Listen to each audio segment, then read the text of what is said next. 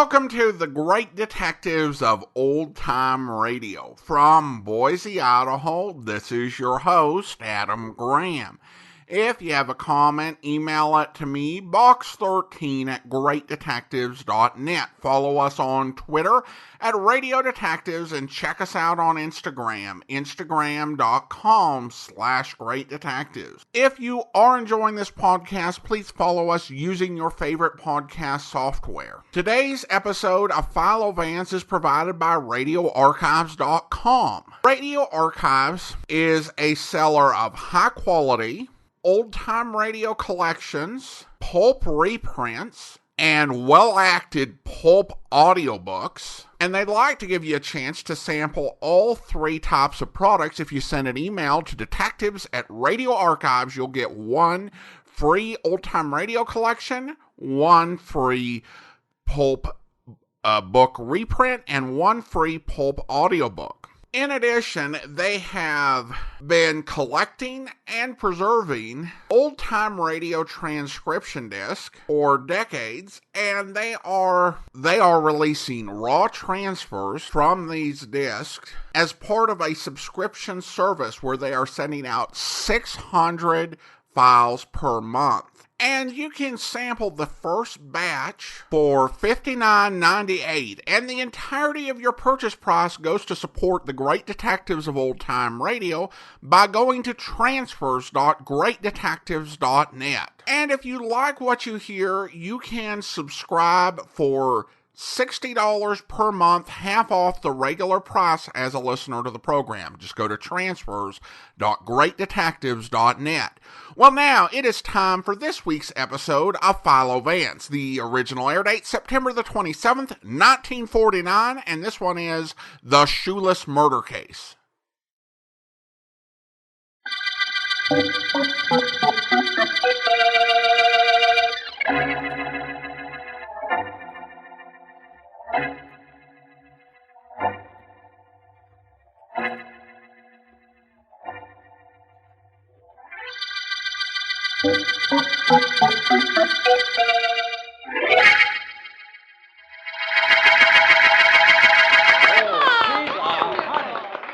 Here they come, Vance.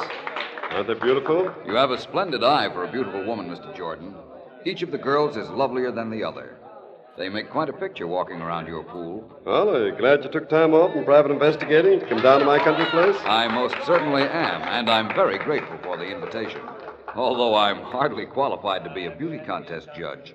Why not? You're a man, you've got eyes. And to be perfectly frank about it, it doesn't matter who wins. I beg your pardon? I arranged this contest for a group of guests as a sort of publicity campaign for the line of shoes I manufacture. Oh, I see. Each of the girls, as you can see, is wearing a bathing suit. And each of the bathing suits is different. But the shoes are all the same, my latest model. What do you think? Well, as you said, Mr. Jordan, I'm a man and I have eyes. Isn't it asking a little too much to think I'd have looked at shoes? You will, and so will everybody when the winner's picture appears in the papers. And no matter who wins, she'll be wearing my shoes. Very clever. I'm not exactly experienced at being a judge, Mr. Jordan. What am I supposed to do now? You're supposed to select the one that looks most attractive. And whoever that is wins my $10,000 prize. Which one of the five do you think should be the winner? Well, now, that requires some... 5, did you say? There are only 4 girls. Oh, it can't be. There must be 5. The 4 girls you have are really enough. What is it? We'd better go see. Come on, Mr. Jordan. What's happened here? Let me through, please. If you don't mind, excuse me. What, Smith? You yelled. What is... This is the way I found her, Jordan. Lying here behind the bushes. I think she's dead. Vance? Yes, she's dead, all right. The nylon stocking's been twisted around her neck. Who was she? One of the models in the contest. I don't know her name. I'll have to find out. Oh, this is terrible. Why should anyone... I don't know, Mr. Jordan, and I imagine you were going to say, why should anyone murder such a lovely young lady? That's very important, of course, but there's something else important. Look closely. Do you see something missing? Her shoes. She's not wearing her shoes. That's right. So we have 2 questions, Mr. Jordan. Why should somebody kill a lovely young lady and then steal her shoes?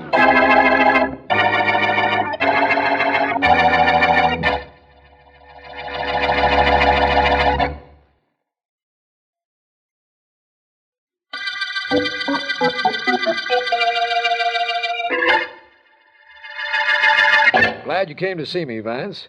You realize that this is one of the few times we've really gotten a jump on a case. You were present at the time of the murder. Half of what you say is true, Markham. I was there.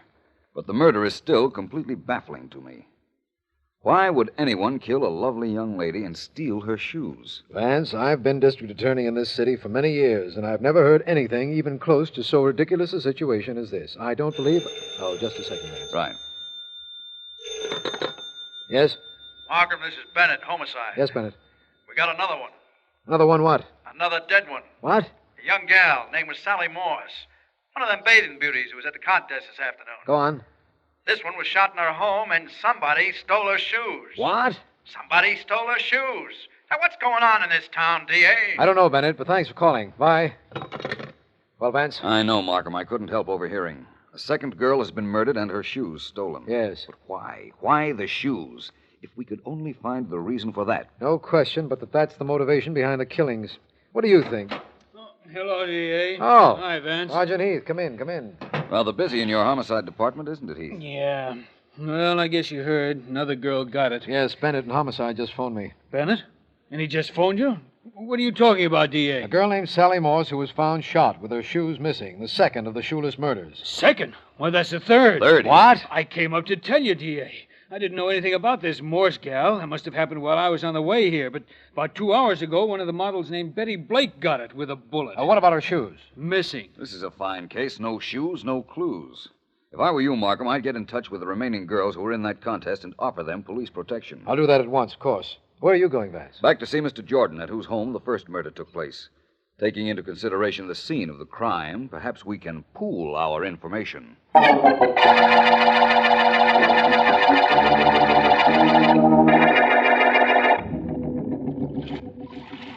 in, Walter. Water's fine. No, thanks. I'll just stay here on the edge of the pool. Stay in as long as you like, though, Edith. No fun alone. Step back. I'm coming up. Water's wonderful. What's the use of owning a swimming pool if you don't go in? What's on your mind? Designed for some new shoe model you're dreaming up? Oh, you know better than that. It's what happened here this morning. What are you worried about? Please don't think you murdered the girl we found here. But I know what I think, Walter, darling. What's that? That none of the gals who are in that contest is safe. And that includes me. In fact, the district attorney called me before I came here, wanted to give me a couple of cops for protection. You should have accepted, Edith. Some murdering maniac is trying to kill all of the girls who were here today. But why? And why steal their shoes? Don't ask me, I don't know. Now, I know a possible reason for the first girl being killed. You mean Inez? You know I mean Inez. And you know what I mean when I say I know a reason for her death. Walter, Good evening, Mr. Jordan. Oh, Vance. Glad to see you. Come on over. Thank you. You know Miss Graham, don't you? She was one of the models this morning. How do you do? Hi. Well, meet for a plunge in the pool. I'll see you two in a little while. Jordan, you said Miss Graham here was in the contest? Yes, don't you remember her? Vaguely. So much happened then and since that I'm not particularly Help! positive.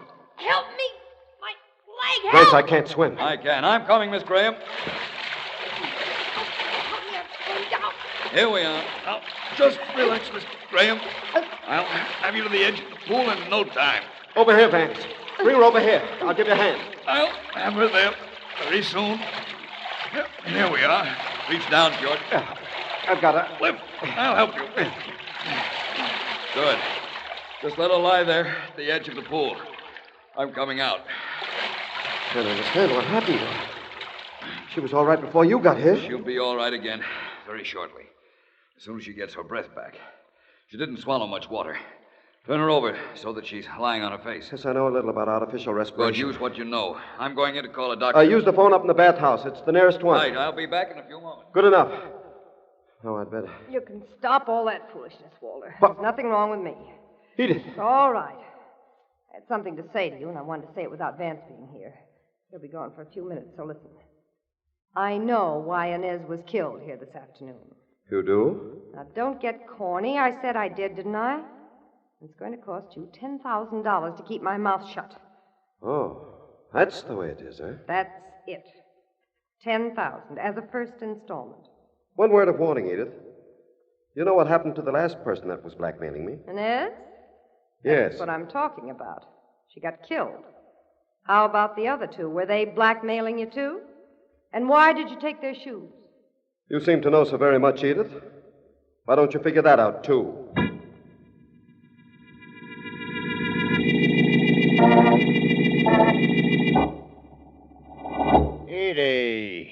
Edie, baby, what's the matter? You saw me? No, Joey, I'm not sore at you. Only if you're going to stay here in my apartment, be quiet. I gotta think. I wish I could help you. Only thinking's the one thing I ain't very good at. Now, if you want something heisted, a diamond maybe... Oh, Joe. Well, I could do it for you. Hey, how about it, Edie? A diamond? A big diamond? Joey, lay off. Oh, I'm sorry. I'm just trying to take your mind off them killings. Hey, you don't think you're on the list just because you were one of them models, do you? Maybe. Our friend Mr. Jordan's a pretty resourceful character. Oh, yeah? I'll resourceful him. I'll knock him halfway. I had a little talk with him last night, a talk interrupted by Philo Vance. Philo Vance, Yeah. huh? Well, I'll knock him halfway to the same place if he gets in the way. That might be quite a chore you picked for yourself, Joey. Maybe. You know something, honey? What? With them 3 gals out of the way, it'd be a cinch to win that contest if they was to continue it. What does that mean? Means if somebody liked you very much, like me, they might want to make sure you were the number 1 gal in that contest. Joey, you didn't... No, of course you didn't. Unless you figured I'd give you part of that prize money. But what would you do with those missing shoes? Why would you want them? I could have a reason. Joey, did you kill those 3 girls? Did you? I ain't saying. I love you, sure. Only I don't trust you. Not that much anyhow, Edie. Darling.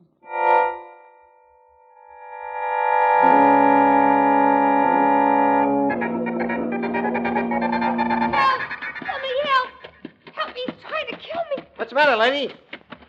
Quick, start your cab. Start it quick and get out of here. Yes, ma'am. Hey, what's the trouble? It's all right. She's safe. Relax now. What's this all about? I'm Doris Morgan. I'm one of the girls who was in that bathing beauty contest yesterday. And just now I was walking through the park and somebody tried to kill me. I ran away and I found you. Thank goodness I found you. First time in my life a gal was ever glad to see me. Where to, lady? Take me home, Whittemore Apartments. Only I want to make a stop first. Right, lady. And I know where you want to stop. Police headquarters.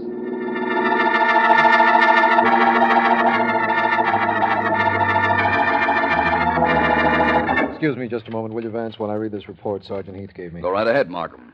Well, Heath, what progress has the department made in tracking down our murderer? Progress. What kind of progress can we make? What kind of a guy kills beautiful girls and then steals their shoes? How do we find a guy like that? I wish I knew. I have a plan. Excuse me for interrupting, Vance. This report is complete enough, Heath. Good. At least something around here is complete. Vance, Sergeant Heath's given me the story of Doris Morgan, the model who claimed someone tried to kill her in the park last night. She ran, got into a cab, and came right down to headquarters. Any description of the man who tried to kill her? No, she was so terrified she just ran. Anyhow, she got away. That's good news. It's better than you think, Markham. How do you figure that, Vance? Well, Sergeant, if the killer, assuming naturally that it's the same person who's doing all the killings, if the killer tried again last night, apparently he doesn't have what he's killing for as yet. And what is that, the shoes? Hey, I get it. The right pair of shoes he wants. There's a reason for him trying to find just one pair of shoes, only he doesn't know which pair, right, Vance? Probably. You see, Markham, all the girls in the contest the other day wore different bathing suits, but all wore the same model shoes, the identical models. However, there should be something about one particular pair that's different. Different enough for somebody to kill to get it. Yeah, but there isn't. We got the shoes from the 2 models who are still alive, and we ripped them apart, only we didn't find a thing. Vance knows that. Yes, it makes this case more puzzling, but it did give me an idea. Well, before you tell us about that, Vance, have you ever had any contact with one of the models who was at Jordan's, a girl named Edith Graham? I practically saved her life, or at least that's what she wanted me to believe when she pretended she was drowning in Jordan's pool yesterday. Why? Why? I'll tell you why. This Graham dame's got a boyfriend named Joey Silo, and he's a very tough character. I'm thinking maybe he ought to be picked up, even though I got nothing on him. Working on the theory that he'd kill all the other contestants so that his girl would win the contest? Is that it, Heath? Well, it could be. There was a lot of cash going to the gal who won that contest. Maybe his girl promised him a piece of it. What about the missing shoes, Heath? Oh, how should I know? Well, gentlemen, if you'll excuse me, I have 2 letters to write. Letters, Vance? I was under the impression that this case was dominating your activities at the moment. Oh, it is, Markham, definitely. And the letters are very pertinent to this case, believe me. In fact, if I were you, I'd hope I got an answer to one of the letters. Well, who do you think is going to write that answer, Vance? Who? Why, the murderer, of course.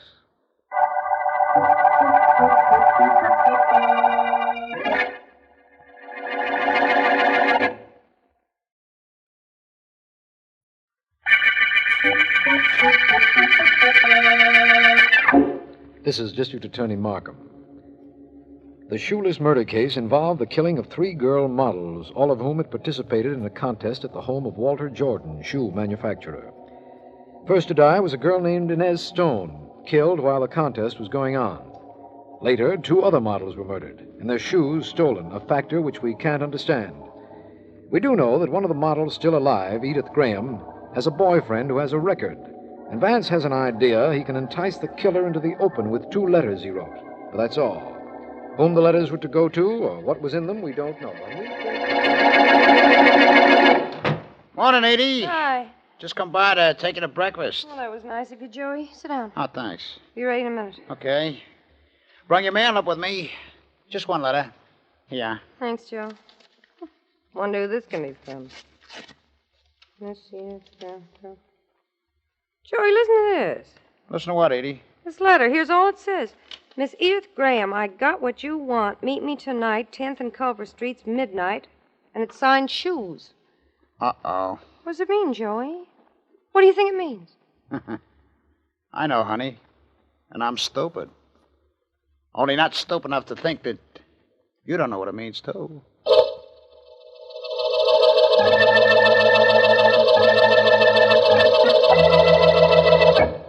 That's all the mail this morning, Mr. Jordan. All right. Except 1 letter marked personal. Do you want me to open it? Please do. Mark personal. Yes. Well, it can't be anything my assistant shouldn't know about. Go ahead, open it and read it. Yes, sir. It says, Mr. Jordan. What is it? You'd better read this yourself. Here, let me have it. Mr. Walter Jordan, I got what you want. Meet me tonight, 10th and Culver Street, midnight. Signed Shoes. It doesn't make sense to me, Mr. Jordan. Does it to you? Yes, I'm afraid it does. Very good sense. 10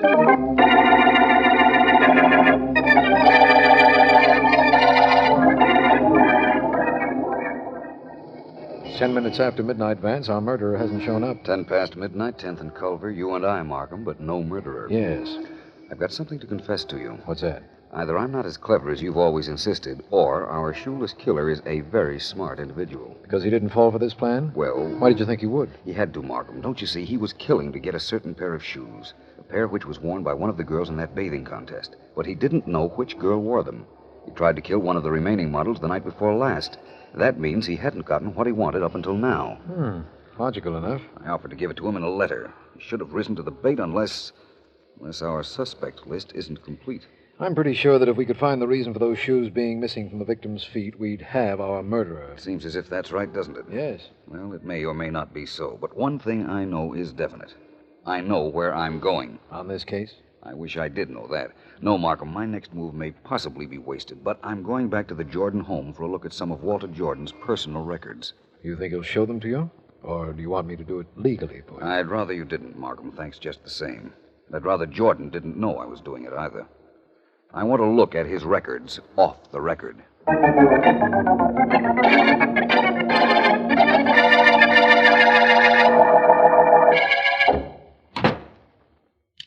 Stand right where you are, whoever you are.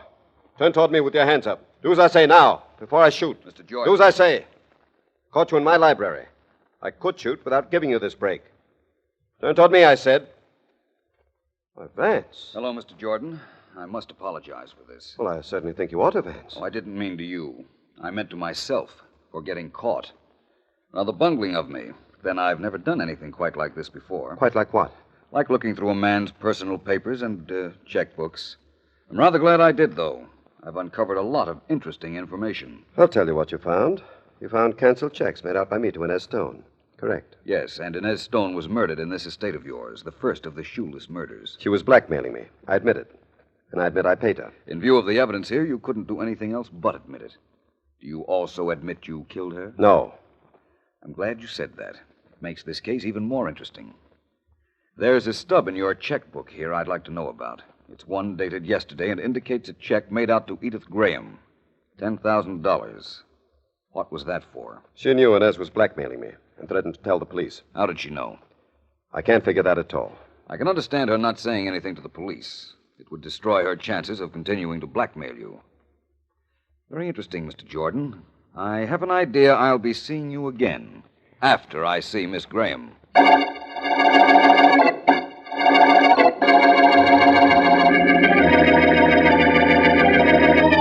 I don't know why I did it, Mr. Markham. I just don't know why. Easy now. I know it was wrong, but I couldn't help it. I think I understand, Miss Graham, and I'm glad you came to me. How much money did you get from Mr. Jordan? Just one check for $10,000. I cashed the check, but I'll return the money. I'm sure we can straighten this out, and I'm very glad you came to me. So Jordan was being blackmailed by Inez Stone, the first of the girls to die. Yes, he was, and after she was killed, I thought I could do the same thing. I'm happy you changed your mind. You know, Vance has you on his list of suspects. This might do quite a bit to change his mind. Perhaps Markham? Oh, Vance. Hello, Vance. Miss Graham. Mind if I intrude, Markham? You're not intruding, Vance. Miss Graham was just reporting something very interesting to me. She was telling you that Inez Stone was blackmailing Jordan, and that after Miss Stone's death, she took over. That's right. How did you know? Markham, I left Walter Jordan about an hour ago. At that time, I found out about Miss Stone and Miss Graham here. But she didn't know that. She came down to my office to tell me what she'd been doing, without knowing you already knew, Vance. That's fine, but incorrect. As soon as I left Walter Jordan, he called Miss Graham. Called to tell her her blackmailing was over, that I knew. I overheard him calling the number. And her being here now indicates the conversation. Miss Graham knew I'd be after her to admit she was blackmailing Jordan, so she beat me to it and came to you, thereby eliminating suspicion from herself, she thought. That's all very cute and clever, Vance. But now what? Now I want you to tell me how you knew Inez Stone was blackmailing Jordan. Vance, please, I'm sorry, but how can that be important? Why should it have resulted in the deaths of two other models? The answer to the question I asked, Markham, will tell you what you want to know. Miss Graham, how did you know Inez Stone was blackmailing Jordan? I overheard her fighting with him. It all came out while they were arguing. Where were they and you at the time? I was putting on my bathing suit. The pool bathhouse has a roof, but there's an opening between the floor and the walls. An opening about 2 feet high, running right around the bathhouse. And so you could hear what was going on outside? That's right. I see. That's all, Miss Graham, except for one thing. I'll want you down to that bathhouse tomorrow morning. And bring your friend Joey with you. Oh, you know about him, huh? Of course we do. We'll expect you and him there tomorrow morning, Miss Graham. Okay. Can I go now? Vance? Yes, but you're entitled to know this. Mr. Jordan will be invited to his own bathhouse tomorrow morning, too. And Markham and I will be there. Planning a party, Ending a party, Miss Graham. It's high time our killer stopped having a good time out of making fools out of us.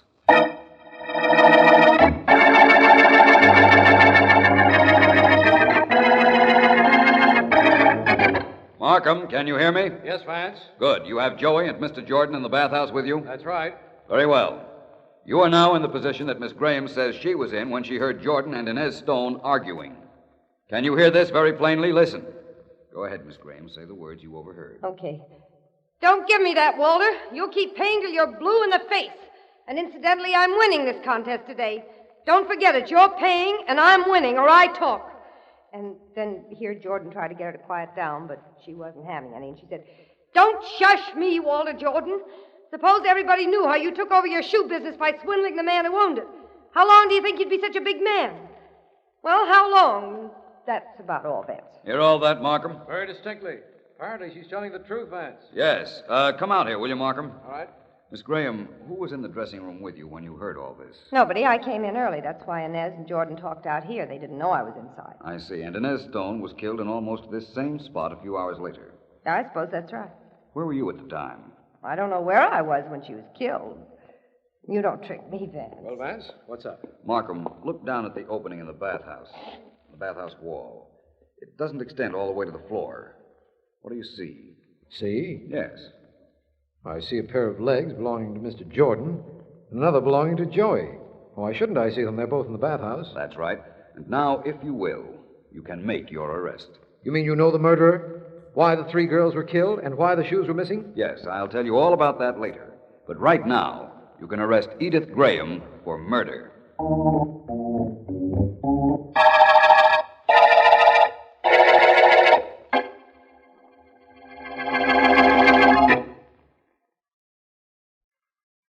Wait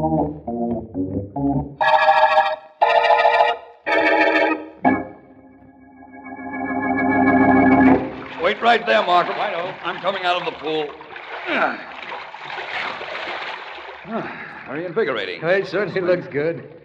Nice of Mr. Jordan to let me use his pool. Yes, it was. And it'd be very nice of you, Vance, if you brought me up to date on the Shoeless murders. Well, you want to know first why they were shoeless. Is that right, Markham? I want to know why the shoes were removed from the dead bodies, yes. That was the most confusing part of this case, and it still is. It was intended to be confusing, Markham. In fact, that was the only reason the shoes were taken. I beg your pardon? The murderer, who we know now as Edith Graham, knew that we would try to find some link between the missing shoes and her. There was no link, of course, but she was trying to lead us up a blind alley. Well, she most certainly succeeded. In other words, the shoes were taken merely to throw us off. She was sure we'd concentrate on them, and we did. Yes. Very clever idea. Now tell me this. Why were the three girls murdered? The answer is simple. When Edith Graham murdered Inez Stone, out where she had heard Stone and Jordan arguing, she looked down and saw a pair of girls' legs in the bathhouse. She immediately assumed that whoever owned those legs had heard Miss Stone's death struggle. Probably had heard Miss Stone mention her, Miss Graham's, name. Go ahead. Well, by the time she'd killed Miss Stone and made her way into the bathhouse, whoever it was in the bathhouse had disappeared. All Miss Graham knew was that one of the girls was a possible witness to the murder, a murder she committed to enable her to blackmail Walter Jordan. She had to get rid of that possible witness. In order to do that, she had to kill three more girls. That's right. She had no idea which one of the three other girls in the contest was a possible witness to what she'd done, and there was no way to find out. Right. Listen to this, Vance. Originally, there were 5 girls. Miss Stone was killed. That left 4. 2 of the other girls were murdered. That left 2, Doris Morgan and Edith Graham. The killer tried to get Miss Morgan in the park, but she escaped. That left only one girl who could have done the killings, Miss Graham. You're right again, Markham. Now we know how and why and that she killed the others. Now we have her confession. We know one other thing, too, Vance. We know this is the end of the Shoeless murder case.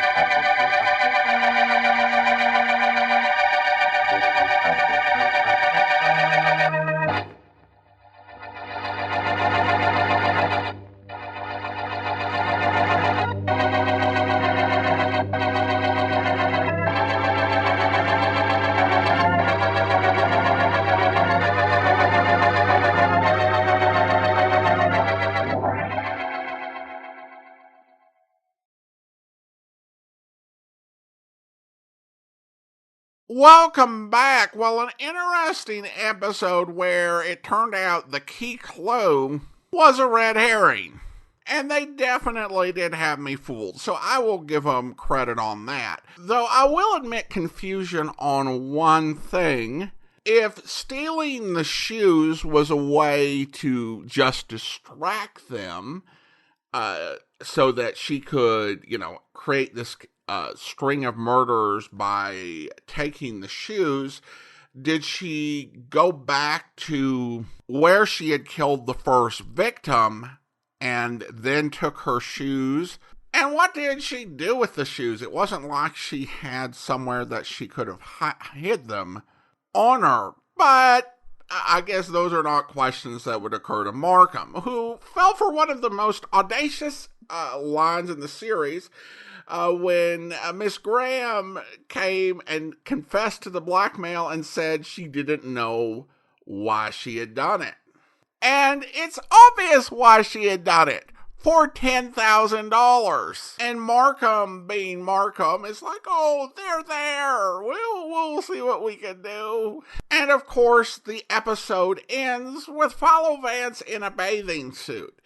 And I don't think this is something that we have heard as much in later episodes of Philo Vance, but they did try to mix up a bit how the reasoning for the case was explained to the audience. There was one, several months back where they had newspaper men recounting it, and another where they were watching television and Vance came on and talked about it.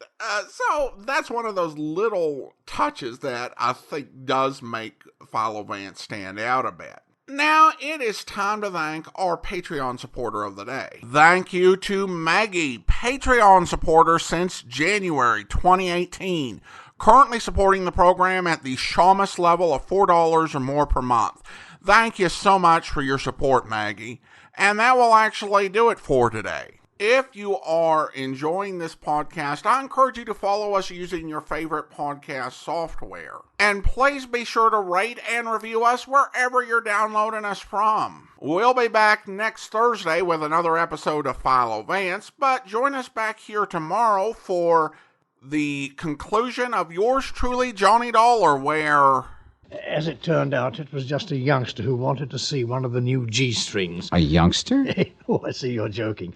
But now, let me take this magnificent instrument, readjust the sound post and bridge so that... No, wait, Mr. Snowden. It's later than I thought. There are some things I must do immediately. Suppose I come back here later. Very well. Meantime, I shall make the adjustments on the Amati to restore its No, tone. I've got to take it with me. But I don't understand. There are a few things in this case I don't understand right this minute, but I hope to before very long.